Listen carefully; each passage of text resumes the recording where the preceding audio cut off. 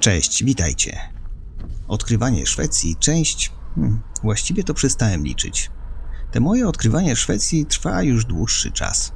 Bywa tak, że mając wolną chwilę, zazwyczaj w weekend, podróżujemy wokół Sztokholmu w miejsca, w których już byliśmy, ale z różnych powodów nic nie zarejestrowałem lub zgromadzony materiał filmowy nie okazał się na tyle obszerny, by stworzyć interesujące, pełne ciekawych informacji wideo.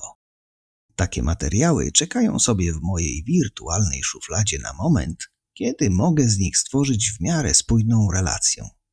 Jednak w tym przypadku stało się całkiem odwrotnie. Właśnie przyszedł czas, by opowiedzieć Wam historię mojej odkrywczej wycieczki. No to zaczynamy.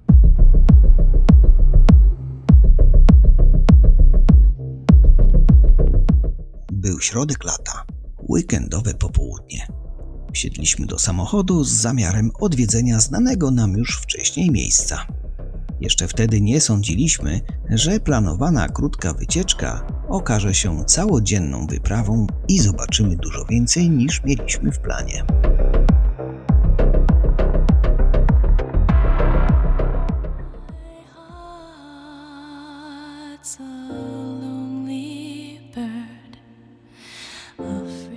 Zaczniemy od Toksinge. To wieś kościelna położona w parafii o tej samej nazwie w gminie Nykvarn, czyli Nowym Młynie, oddalona od stolicy o 60 km.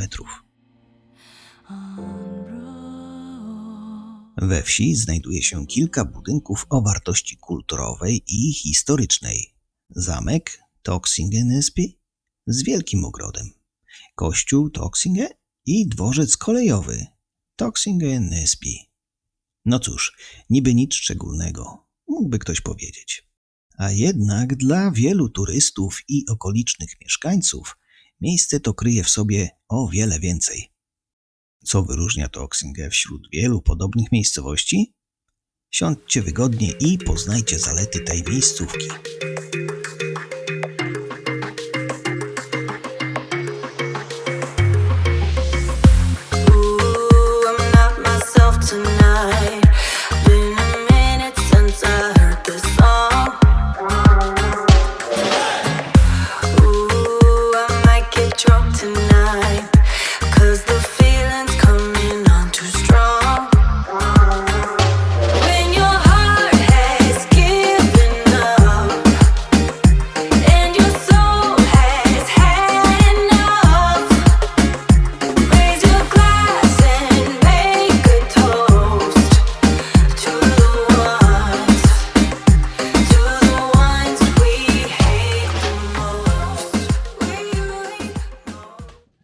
Zastanawiacie się pewnie, skąd wzięła się taka nazwa. Otóż spieszę wytłumaczyć, że Toksinge nie ma nic wspólnego z taksi, gdyż w XIII wieku nie było jeszcze takiej formy transportu. O tak, XIII wiek to okres, w którym po raz pierwszy o zamku wspomniano w dokumentach. Według badaczy nazw miejscowych prefiks w nazwie Toksinge może pochodzić od staroszwedzkiego słowa oznaczającego borsuka, które brzmiało tax. Przyrostek inge prawdopodobnie oznacza młody. Być może w późnej epoce żelaza w tym rejonie żyło wiele borsuków, a zamieszkujący te tereny ludzie byli nazywani taksungar. A że kiedyś region parafii był niczym gmina, stąd pewnie nazwa tej całej miejscowości. To wszystko domysły, ale ja przyjmuję takie wytłumaczenie tej nazwy. No, jak już poznaliśmy etymologię nazewnictwa, warto poznać skróconą historię tego miejsca. Nie będę zanudzał Was wieloma datami, powiem jedynie o najważniejszych faktach. Budynek główny został zbudowany dla radnego Andersa von Warchendorfa w latach 1807-1813.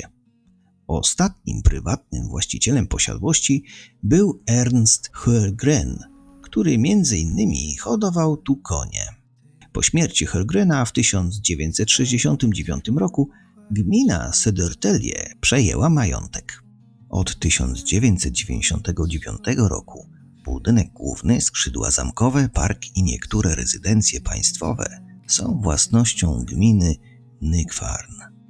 Główny budynek jest dzierżawiony przez firmę Taxing Slot, która prowadzi działalność konferencyjno-imprezową oraz znaną kawiarnię.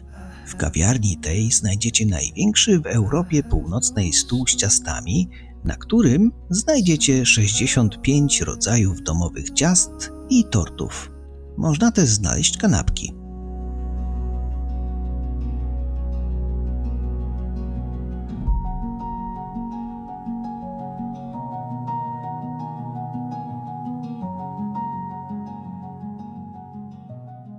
Ale to nie wszystko, co trzeba wiedzieć na temat tej posiadłości.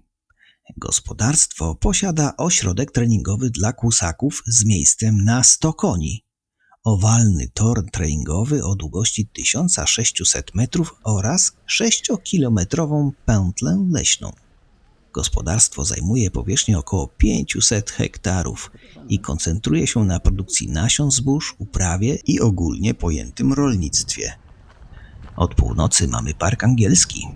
Dominuje nad nim niewielkie wzgórze w kierunku jeziora Mälaren i oferuje wspaniały widok na Gripsholmsviken, to zatoka tego jeziora. W zimie odbywają się tu takie sporty.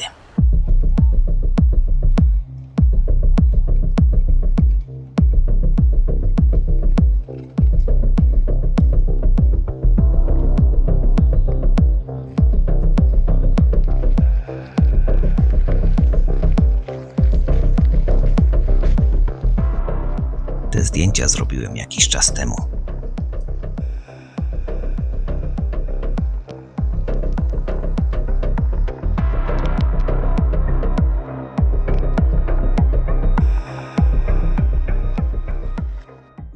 Zgodnie z ówczesnym gustem, czyli sprzed 150 lat, park powinien zawierać niespodzianki. Tutaj odwiedzający może zostać zaskoczony na przykład jaskinią, 5 armatami, gołębnikiem, kilkoma altanami, chińską pagodą i tureckim kioskiem. Ten ostatni wznosi się wysoko w najdalszym punkcie przylądka na północy, podczas gdy pagoda stanowi południowy kraniec parku.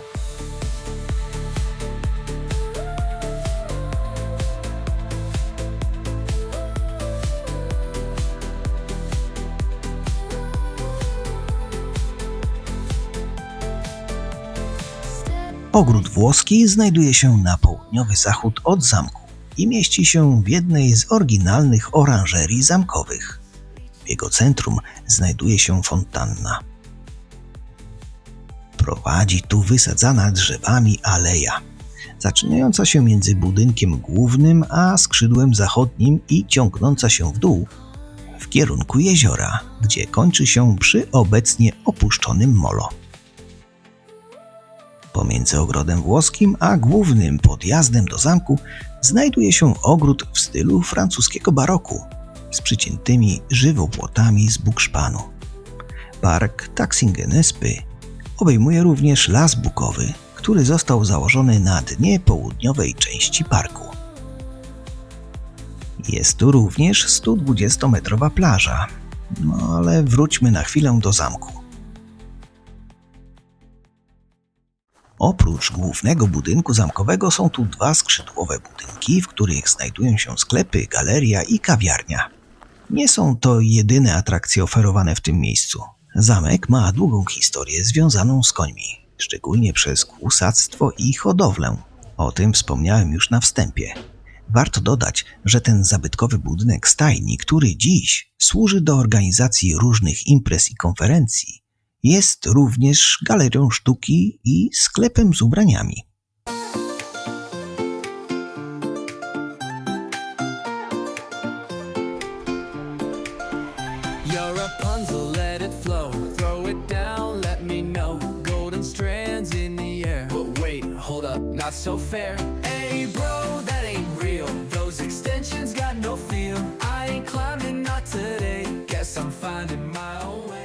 Stary budynek stajni został przekształcony w obiekt, który można wykorzystywać na imprezy firmowe, konferencje i przyjęcia bożonarodzeniowe. Może w nim przebywać do 600 gości.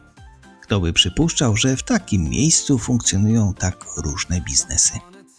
To pewnie poczyniona wcześniej dywersyfikacja możliwości całej firmy dała taki efekt. Tak sobie myślę, spektrum klientów to spektrum możliwości.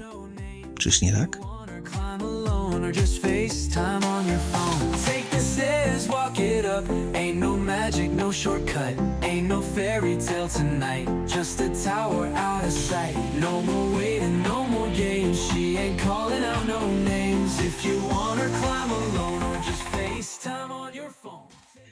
To jeszcze nie wszystko, co warto zobaczyć w Toxinghe.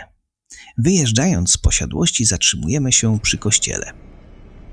Zajrzymy do środka. Nie będę się rozgadywał, bo kręcić za bardzo nie wypada, gdy pastor prowadzi jakieś rozmowy. Wspomnę jedynie, że pierwszy kościół był małą kaplicą zbudowaną z drewna około 1650 roku z inicjatywy biskupa Stręgnes. Jednak nie do końca wiadomo, gdzie dokładnie znajdował się ten kościół. Drugi, nowszy kościół został zbudowany w tym samym miejscu co dzisiejszy przez Hauptmana Johanna von Westphala, który był wówczas właścicielem majątku. Kościół został ukończony w 1704 roku i miał ten sam plan i fundamenty co obecny w kształcie krzyża z szarego kamienia, a prezbiterium wykonano z cegły. Na miejscu obecnego prezbiterium znajdowała się mała dobudówka, która wykorzystywana była jako zachrystia. Według niektórych przekazów kościół miał wcześniej być magazynem prochu. W XIX wieku kościół popadł w ruinę, a w 1861 roku podjęto decyzję o budowie nowego. Jednak zewnętrzne ściany starszego zostały ponownie wykorzystane. Nowy budynek został otwarty 13 grudnia 1863 roku. W 1989 roku odnowiono wnętrze świątyni.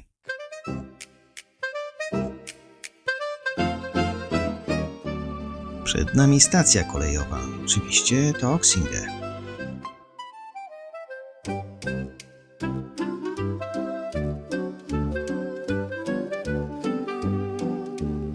Tu zaczyna się nasza sentymentalna podróż wzdłuż linii kolejowej.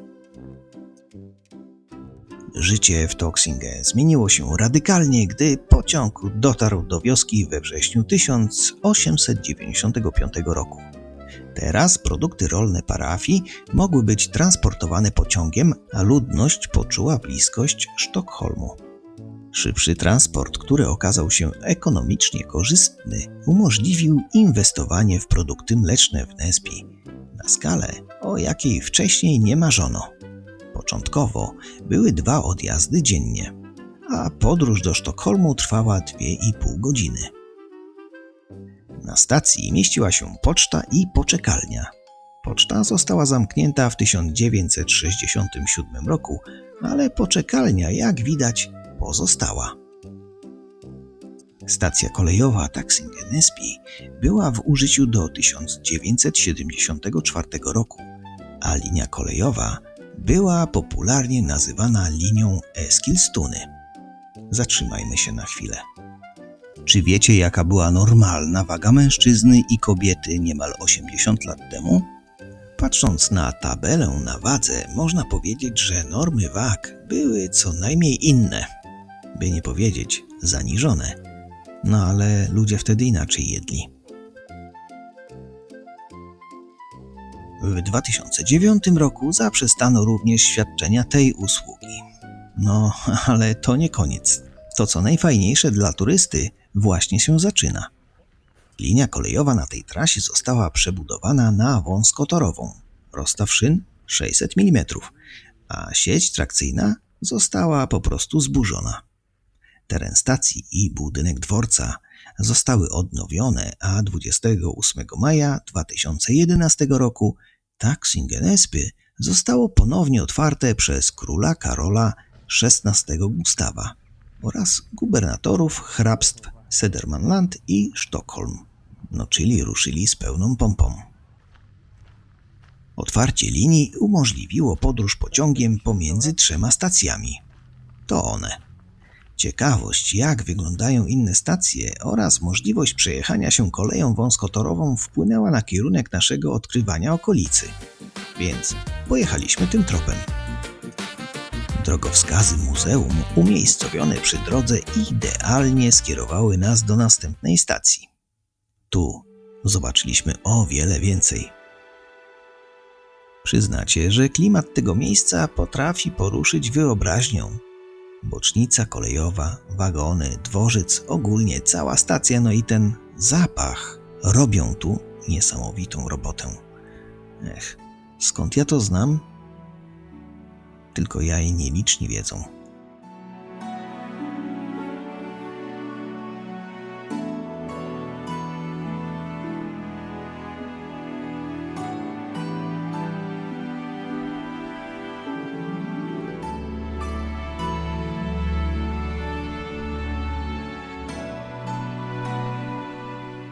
Robiło się już późno, ale do Mariefred, gdzie znajduje się lokomotywownia, warsztat i zajezdnia wagonowa, było już bardzo blisko, bo niecałe 5 kilometrów.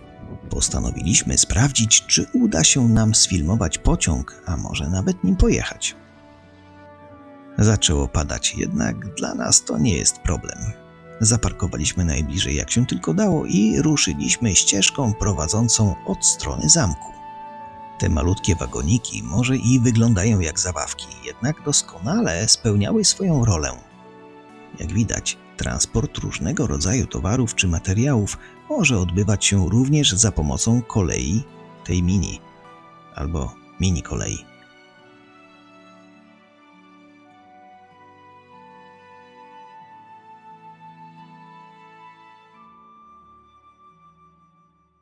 Przechodzimy na drugą stronę torów, na jedyny peron. Zwróćcie uwagę na dbałość o szczegóły.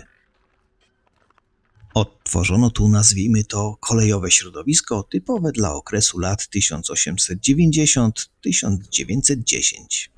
Długość linii wynosi 11,6 km, a rozstaw szyn, już wspomniałem, pamiętacie ile? 600 mm.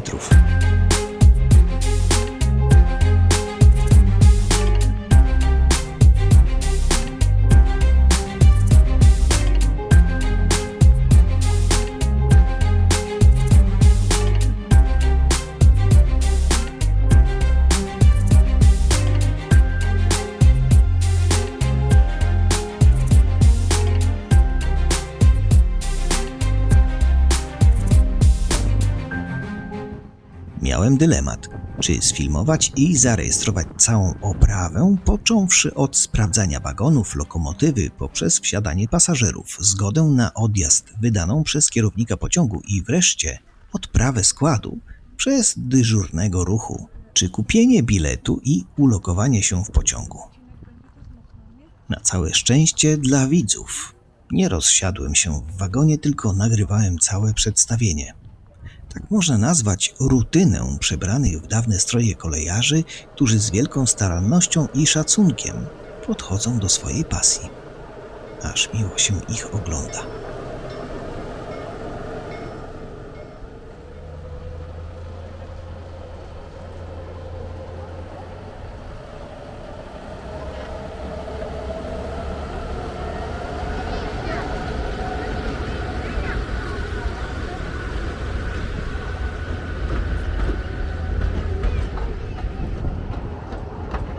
No cóż, może i nie jechaliśmy tą linią kolejki wąskotorowej, ale nic straconego. Ze Sztokholmu jest przecież niedaleko. Może kolejnego lata się uda? Tym, którym takie klimaty są bliskie, polecam podróż do Malm Shopping, do fantastycznego muzeum tramwajów i autobusów, które to mieliśmy przyjemność zwiedzić. Wirtualnie możecie zwiedzić je z nami w tym wideo. Link w opisie filmu. Tam udało nam się odbyć 30-minutową podróż ponad 100-letnim tramwajem, poznać wiele nieznanych zasad i interesujących faktów i zobaczyć autobusy, o których wielu już zapomniało lub nawet nie wiedziało. Nasza wycieczka dobiegła końca. Co myślicie o takim odkrywaniu okolic blisko domu? Czy w waszej okolicy są również ciekawe miejsca, do których wracacie? A może jeszcze ich nie odkryliście? Dajcie znać w komentarzu. Wszystkim, którzy dotrwali do końca tego wideo, dziękuję za oglądanie. Jeśli chcesz poznać więcej ciekawych miejsc w Szwecji, wróć na mój kanał i wybierz jeden z interesujących Cię filmów. Będę wdzięczny za komentarz pod filmem i łapkę w górę. To one motywują mnie do tworzenia nowych treści. Jeśli masz taką ochotę, zasubskrybuj kanał i nie zapomnij o dzwoneczku. Kończąc ten film, pozdrawiam Was serdecznie. Do zobaczenia!